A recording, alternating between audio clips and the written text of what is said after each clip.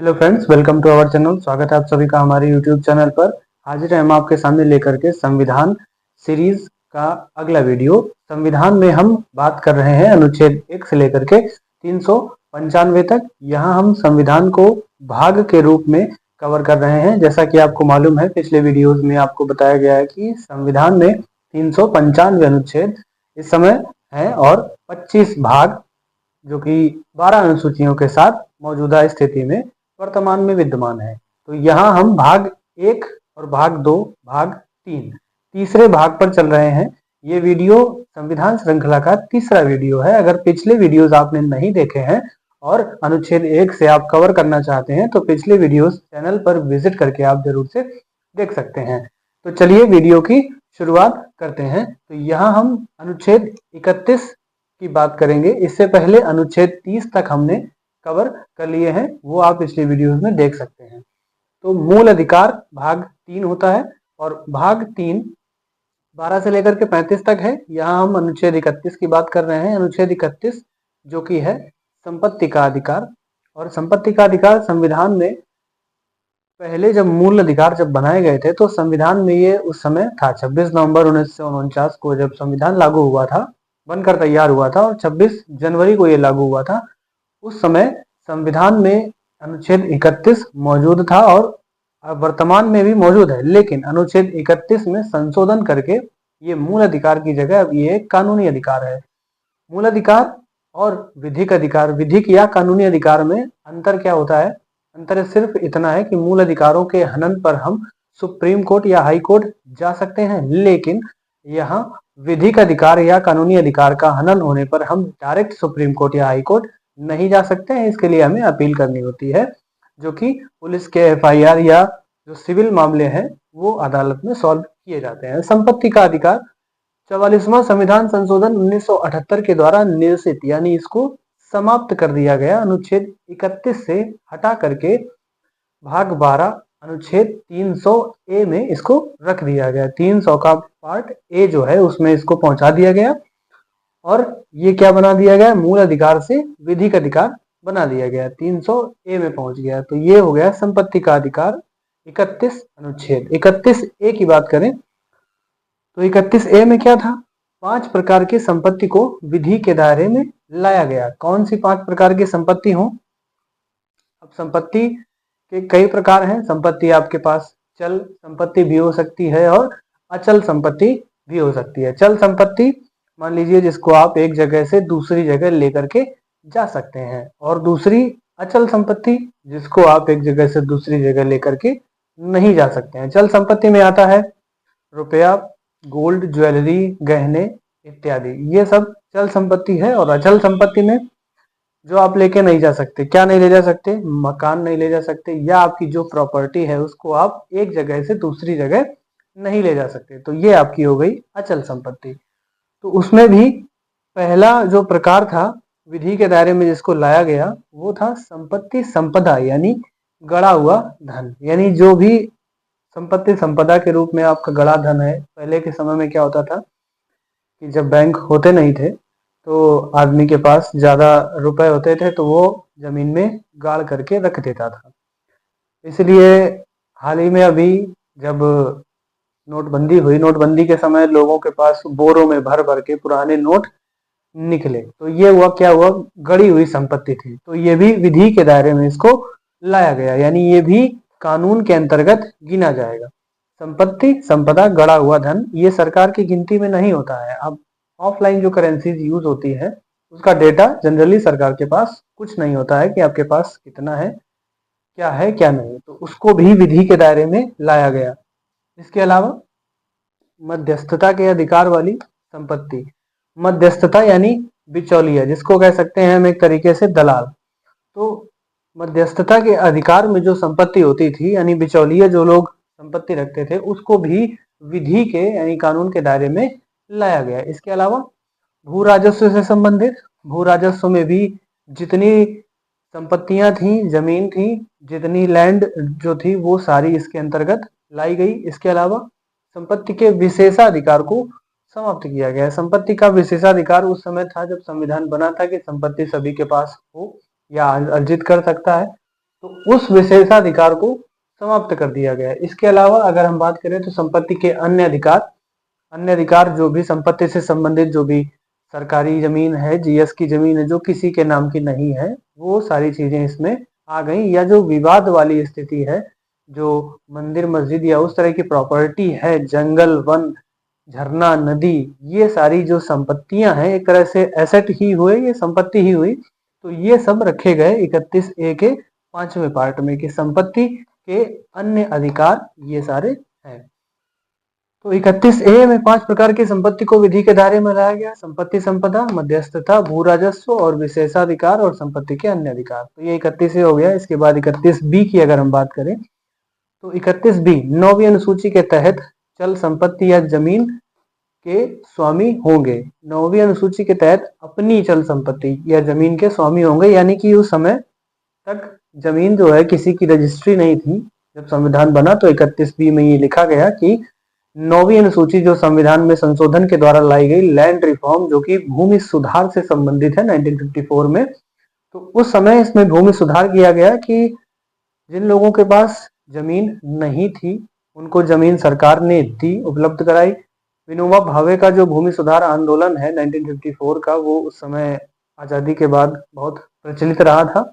उसमें कई जो बड़े जमींदार थे उस समय के, उन्होंने अपनी जमीनें जो थी वो सरकार को दी और सरकार ने उनको दी जिनके पास जमीन नहीं थी, जिनके पास भूमि बिल्कुल नहीं थी, जो भूमिहीन की स्थिति में थे। तो इस तरह से ये सारे सुधार हुए। तो यहाँ एक नई अनुसूची ही बना दी गई जो कि भूमि सुधार के कानूनों से संबंधित थी। अब चूंकि हर राज्य की स्थिति अलग अलग थी, तो यहाँ हर राज्य के लिए जो भी नियम कानून बनाए गए वो सारे 9वीं अनुसूची के तहत रख दिए गए। यानी जिसके पास जितनी जमीन उस समय थी आजादी के समय, एज इट इज उसकी रजिस्ट्री कर दी गई और उसके नाम से बाकायदा डॉक्यूमेंट तैयार किए गए, जो कि तहसील में या जिला में रखे गए कि फलाने आदमी की जो जमीन है वो आज से रजिस्टर्ड है और इसी के नाम रहेगी। इसके आने वाले वंशजों में ये वंशानुगत रूप से ट्रांसफर होती रहेगी। तो ये 9वीं अनुसूची हो गई। इसके बाद एक विवाद आता है यहाँ। विवाद क्या है? बेला बनर्जी वाद, जो कि एक मामला था। इसमें क्या है, यदि सरकार किसी भी संपत्ति को अधिग्रहित करती है तो बदले में क्षतिपूर्ति देगी। ये केरल का एक बहुत प्रसिद्ध मामला है 1973 का कि केशवानंद भारती वर्सेस केरल राज्य। तो उस मामले में क्या था कि सरकार ने संपत्ति ज्यादा अधिग्रहित कर ली थी। उस समय कांग्रेस की सरकार थी, तो उस समय सड़क बनाना हो सरकार को, या पार्क बनाना हो, या कोई फैक्ट्री खोलनी हो सरकारी जमीन पर, कोई कार्यालय बनाना हो या अस्पताल बनाना हो, तो उस समय सरकार जमीन को अपने अंडर में ले लेती थी और उसकी मनमानी कीमत देती थी। तो ये मामला उस समय प्रचलन में रहा था कि जमीन ले ली थी ज्यादा और उसके पैसे दिए थे कम या नहीं दिए थे। तो इस तरह से वहां पर ये मामला कोर्ट में गया। तो कोर्ट ने कहा बेला बनर्जी वाद में कि सरकार अगर किसी संपत्ति को अधिग्रहित करती है, लेती है, चाहे किसी भी काम के लिए, अगर सरकार उसको लेती है तो उसके बदले में क्षतिपूर्ति देगी। अब वो क्षतिपूर्ति किस तरह से होगी, इसके लिए समय समय पर सर्किल रेट में जो भी सुधार होते हैं वो समय के साथ होते रहते हैं। तो ये हो गया बेला बनर्जी वाद। तो ये हो गई, हमने बात कर ली संपत्ति से संबंधित अनुच्छेद 31 में जो सारी चीजें थी, जो कि उठा करके सीधे कहाँ पहुंचा दी गई, 300A में, जो कि मूल अधिकार न होकर के विधिक अधिकार बना दिया गया या कानूनी अधिकार बना दिया गया। तो ये हो गया अनुच्छेद 31 की बात हमने कर ली। इसके बाद हम बात करेंगे अनुच्छेद 32, जो कि है संवैधानिक उपचारों का अधिकार।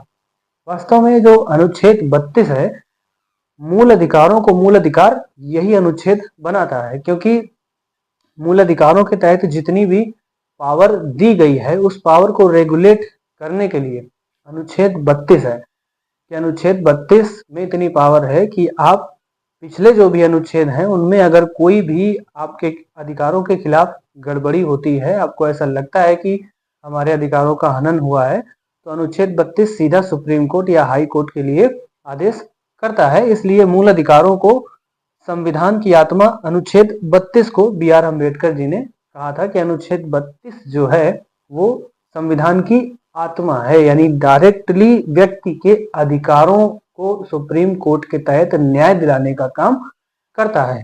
इसलिए अनुच्छेद 32 जो है वो संविधान की आत्मा है। किसने कहा था? B.R. अम्बेडकर जी ने कहा था। तो यहाँ है क्या? संवैधानिक उपचार क्या है? उपचार का मतलब दवाई। संविधान ने दवाई दी है और वो दवाई 5 टेबलेट या 5 चीजों के रूप में है, और वो कौन कौन सी हैं देख लेते हैं। बंदी प्रत्यक्षीकरण, परमादेश, अधिकारपेक्षा, उत्प्रेषण, प्रतिषेध, यानी हैबियस कॉर्पस इंग्लिश में कहें तो हैबियस कॉर्पस, मेंडेमस, को वारंटो, सर्टिरियोराई और प्रोहिबिशन। इसमें जो पहला आता है बंदी प्रत्यक्षीकरण, ये अनुच्छेद 22 से संबंधित है। अनुच्छेद 22 आपको पढ़ाया गया है पीछे। अनुच्छेद 22 में क्या था कि गिरफ्तारी के विरुद्ध संरक्षण के लिए जो अधिकार दिए गए हैं उनमें 3 मुख्य अधिकार थे। पहला तो अगर पुलिस आपको गिरफ्तार करती है तो कारण बताएगी, और दूसरा कारण बताने के साथ साथ 24 घंटे में न्यायालय में प्रस्तुत करेगी, और गिरफ्तारी के बाद उसका कारण बताएगी, और तीसरा नंबर था कि आप अपनी पसंद का कोई भी विधिक सलाहकार रख सकते हैं। तो यहाँ जो बंदी प्रत्यक्षीकरण है ये उसी से मिलता जुलता है। इसमें क्या है कि गिरफ्तारी में 24 घंटे के भीतर न्यायालय में सशरीर उपस्थित किया जाएगा। नजदीकी न्यायालय में जो भी मजिस्ट्रेट होगा उसके समक्ष आपको 24 घंटे के अंदर प्रस्तुत किया जाएगा। ये बंदी प्रत्यक्षीकरण है। मान लीजिए कोई मामला ऐसा हो जाता है जिसमें आपको पुलिस गिरफ्तार करती है, और गिरफ्तार करने पर आपको लॉकअप में बंद कर दिया जाता है, और बंद करने पर आपको वहाँ 1 दिन 2 दिन 3 दिन तक लगातार बंद रखा जाता है, टॉर्चर किया जाता है। तो आपको ये अधिकार है कि जब आप कोर्ट में पेश हों तो वहाँ ये बयान दे सकते हैं कि हमें 24 घंटे से या अधिक समय से लॉकअप में रखे हुए हैं, तो जो अधिकारी आपको गिरफ्तार करता है उसके विरुद्ध कार्रवाई की जाएगी यहाँ पर। तो ये आपको अधिकार देता है बंदी प्रत्यक्षीकरण, हैबियस कॉर्पस का। बी नंबर की बात करें तो परमादेश। अब ये आम आदमी के लिए नहीं है, ये आम आदमी के लिए था। इसमें क्या है कि लोक सेवक कर्तव्य के निर्वहन ना करने पर, लोक सेवक जो भी गवर्नमेंट जॉब में है, चाहे वो सेंट्रल गवर्नमेंट के हों या स्टेट गवर्नमेंट के, तो जो एम्प्लॉइज वर्कर्स होते हैं सरकार की तरफ से, उनको लोक सेवक कहा जाता है। तो इसमें क्या था कि निर्वहन ना करने पर, अगर कोई भी अधिकारी जो है वो अपना कार्य ठीक से नहीं करता है या अपने अधिकार क्षेत्र से बाहर कार्य करता है, तो या अपने कर्तव्यों का जो भी ड्यूटी उसको सौंपी गई है उस पर काम ना करके कोई और काम करता है या अपने कार्यों में रुचि नहीं लेता है, तो उसके खिलाफ ये कार्रवाई प्रचलित की जाती है कि परमादेश, आदेश देता है कोर्ट। ये कोर्ट के तहत आदेश होता है लोक सेवकों से संबंधित कि आपको पद से संबंधित जो भी दायित्व कर्तव्य दिए गए हैं आप उनका निर्वहन नहीं कर रहे हैं, तो आप इसका जवाब दें। तो ये परमादेश होता है लोक सेवक के लिए। इसके अलावा जो अधिकार पेक्षा है, अधिकार परीक्षा, अधिकार मतलब जो भी आपको राइट्स दिए गए हैं, परीक्षा यानी पूछना, को वारंटो, इंक्वायरी करना एक तरह से, कि अपने अधिकार क्षेत्र में रहकर कार्य करना। यानी ये परमादेश और अधिकार पेक्षा दोनों एक दूसरे से मिलते जुलते हैं। या इसमें क्या था कि कर्तव्य का निर्वहन ना करने पर आप अपने काम जो को सौंपा गया है, जिसके लिए आप नियुक्त हैं, जिस पद पर आप नियुक्त हैं उस पद से संबंधित आप कार्य नहीं कर रहे हैं, किसी और कार्य में लिप्त हैं, तो परमादेश और अधिकार पेक्ष अपने अधिकार क्षेत्र में रहकर कार्य करना। हर अधिकारी को जो भी पद दिया गया है उसका एक कार्य क्षेत्र है।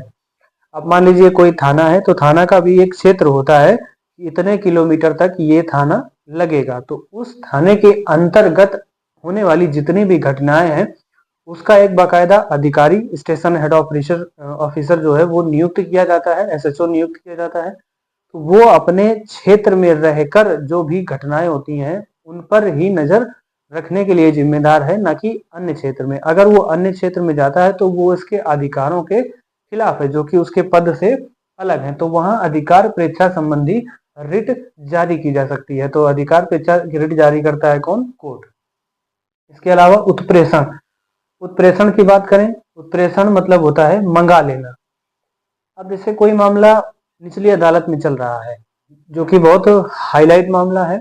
जैसे सबरीमाला केस था, सबरीमाला मंदिर में जो मामला हुआ था, या 3 तलाक वाला मामला हुआ, तो ये प्रचलित केस अगर निचली कोर्ट में यानी लोअर सेशन में या जनपद न्यायालय में चल रहे हैं और प्रचलित हैं, तो जो अपर न्यायालय है, अपर जो कोर्ट है, वो निचले न्यायालय से डायरेक्ट अपने यहाँ उसकी सुनवाई करने के लिए मंगा लेते हैं। तो इसको कहते हैं उत्प्रेषण, यानी निचली अदालत से मामला डायरेक्ट अपने यहाँ खींच लेना, यानी हायर कोर्ट में बुला लेना, यानी सेशन कोर्ट से हाई कोर्ट या हाई कोर्ट से सुप्रीम कोर्ट।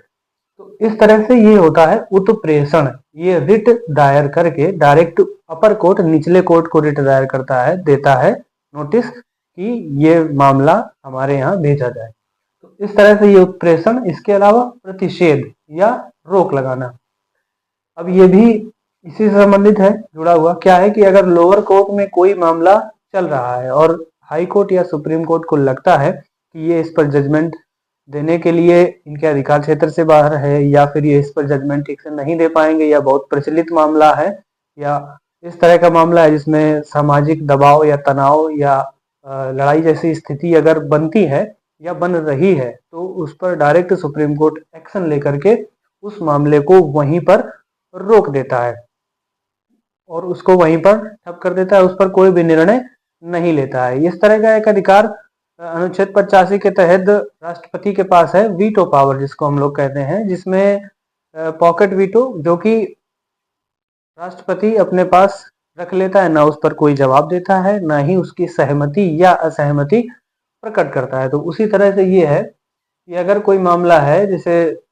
इस समय वर्तमान में मंदिर मस्जिद से संबंधित जो भी मामला चल रहा है, और अगर उस समय कोर्ट को लगता है ऐसा कि इस पर कोई भी जजमेंट देने पर एक विशेष पक्ष के लोग दंगा कर सकते हैं, तो उस पर कोई भी निर्णय नहीं लेती है कोर्ट, उस मामले को वहीं पर रोक देती है जब तक कि हालात सामान्य ना हो जाएं। यानी ये हो गया प्रतिषेध, यानी कि प्रोहिबिशन, रोक लगाना। तो ये प्रतिषेध मामला चलता है। इस तरह से ये रिट, 5 रिट जो है वो संवैधानिक उपचारों के तहत दी गई हैं, जो कि सभी को, जो भी वर्कर्स हैं या आम आदमी से संबंधित हैं, उनको कंट्रोल करने के लिए यूज किया जा सकता है, प्रयोग में लाई जा सकती है। तो यहाँ अनुच्छेद 32 की हमने बात करी, संवैधानिक उपचारों का अधिकार। इसमें क्या है, 5 प्रकार की दवाई है। तो मूल अधिकार जो मुख्यतः अनुच्छेद 32 तक है, इसके अलावा 33, 34, 35 जो है वो हम नेक्स्ट वीडियो में कवर करेंगे। एक बार रिकैप कर लेते हैं अनुच्छेद 12 से लेकर के। 12, 13 में क्या है, राज्य। 12 में राज्य की परिभाषा है, और 13 में क्या है, राज्य के लिए जो भी मूल अधिकार है उनसे अलग कोई अगर कोई कानून बनता है तो वो शून्य समझा जाएगा, बेकार समझा जाएगा। और अनुच्छेद 14 की बात करें तो 14 से लेकर के 18 तक क्या है, समता या समानता का अधिकार। और अनुच्छेद 19 से 22 तक क्या है, वाक एवं अभिव्यक्ति की स्वतंत्रता। 23 और 24 क्या है, शोषण के विरुद्ध अधिकार। 25 से 28 क्या है, धार्मिक स्वतंत्रता का अधिकार। और अनुच्छेद 29, 30 की अगर हम बात करें तो अपने ही धर्म से संबंधित संस्कृति, शिक्षा, संरक्षण संबंधी जो अधिकार दिए गए हैं वो अनुच्छेद 29 और 30 के अंतर्गत आते हैं। इसके अलावा 31 क्या है, संपत्ति का अधिकार, जो कि 44वें संविधान संशोधन 1978 के द्वारा निरसित कर दिया गया है, समाप्त कर दिया गया है। और अनुच्छेद 32 जो कि संविधान की आत्मा है, B.R. अम्बेडकर ने कहा, और ये क्या है, संवैधानिक उपचारों का अधिकार। इसके तहत 5 प्रकार की रिट दायर की जाती है, 5 प्रकार की दवाई आपको दी गई है। कौन कौन सी, बंदी प्रत्यक्षीकरण, परमादेश, उत्प्रेषण, अधिकारपेक्षा और प्रतिषेध। यानी ये 5 प्रकार की रिट दायर करके इसमें जो भी मूल अधिकारों का हनन होता है, इसके लिए रिट दायर करके आप प्रयोग कर सकते हैं। तो इस तरह से अनुच्छेद 32 तक हमने कवर किया। वीडियो अगर आपको अच्छा लगा है तो वीडियो को लाइक कर दीजिए, और चैनल को सब्सक्राइब नहीं किया है तो चैनल को सब्सक्राइब जरूर कर लीजिए। तो इस वीडियो में इतना ही, मिलते हैं नेक्स्ट वीडियो में, तब तक के लिए जय हिंद, जय भारत।